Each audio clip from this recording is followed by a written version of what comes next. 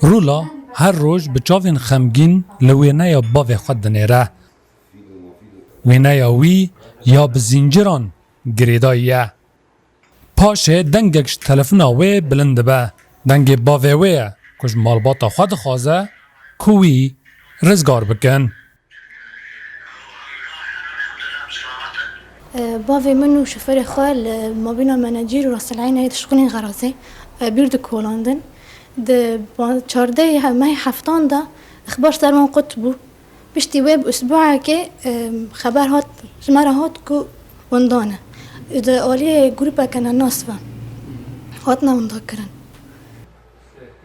محمد اسماعیل قادر 52 سالیه و باوی 6 ساروکانه به شوفیر خوره و سو صالح هوشان 25 سالیه ساعت 12 شبه جالی گروپ کنناس تن رواندن.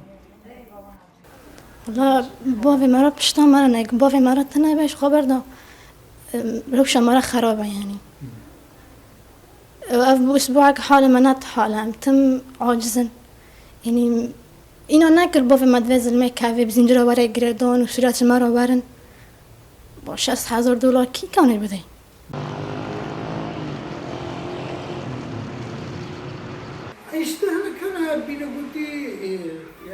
پارێزگەر و مافناس عواس علی دبێژە ئەڤ نەبوویە را یەکەم ئا ڕەواندنەیە li gurî wî revandin û daxwaza pereyan sûcekî giran e ku li gurî yasayan nayê qebûlkirin û divê hikûmet bi erkên xwe rabe.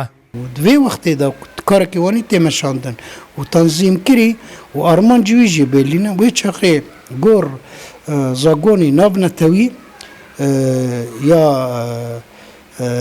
dewletî va karekî li hember mafê mirovan tê meşandin.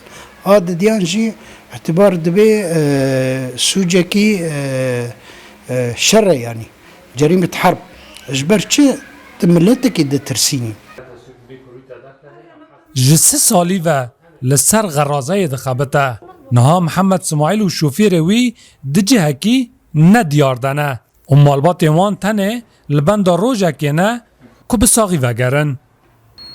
Ji van Misîr Rodaw Kobanê.